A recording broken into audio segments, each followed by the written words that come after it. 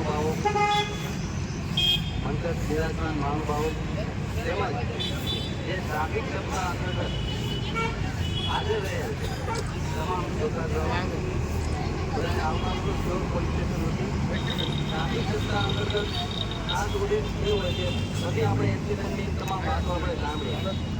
હાલ એક ગવર્મેન્ટ સરકારશ્રી તરફથી ઇજાગ્રસ્ત એ ટ્રાફિક અકસ્માતમાં ઇજાગ્રસ્ત થાય છે એટલે તત્કાલ આપણે જો દવાખાને પહોંચાડી છીએ અને એનો જીવ બચી જાય છે, 1 કલાકની અંદર જે ટ્રાફિક અકસ્માતની અંદર જે ઇજા પામે છે એને આપણે દવાખાને પહોંચાડી દઈએ. ઘણી વખત ગંભીર અકસ્માત આપણે જ્યાં માથું ફાટી ગયું હોય, ઘણા બધું લોહી નીકળી ગયું હોય એને આપણે આપણા પ્રાઇવેટમાં કરતા 108માં લઈને તત્કાલ આપણે દવાખાને પહોંચાડી દઈએ. સરકારશ્રી તરફથી 25,000 એવોર્ડ આપવામાં આવે છે અને તે એવોર્ડ છે એ સરકારશ્રી તરફથી ખાલી હોસ્પિટલે પહોંચાડવા માટેનો.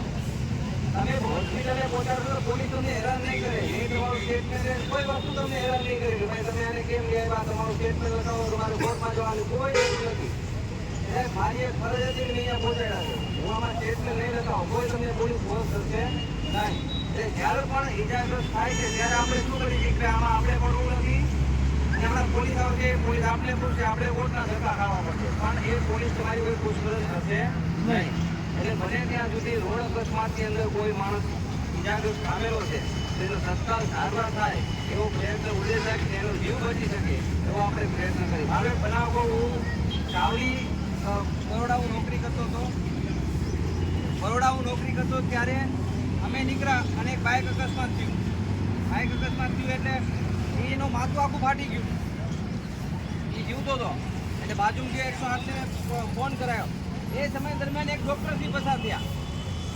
ડૉક્ટરશ્રી ગાડી એના ફેમિલી સાથે હતું, ગાડી સાઈડમાં રાખી દીધી અને એનું માથું દબાવી અને બેસી ગયા અહીંયા અને એને આશ્વાસન આપતા રહ્યા કે બધા તને કાંઈ થયું નથી, તું ચિંતા ના કર, તને કાંઈ થયું નથી એમ.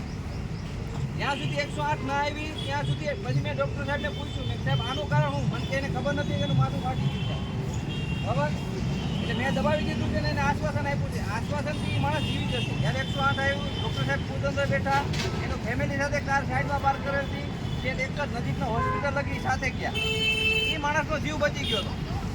અને ડૉક્ટર સાહેબના એવોર્ડમાં બી અમે મોકલ્યા હતા અને એમને એવોર્ડ બી મળ્યો. એવોર્ડનું મહત્વ છે કે માણસનું કોઈનું જીવ બચે, જો એને ત્યારે ખબર પડી જાય કે મારું માથું ફાટી ગયું તો એ માણસ મરી જાય.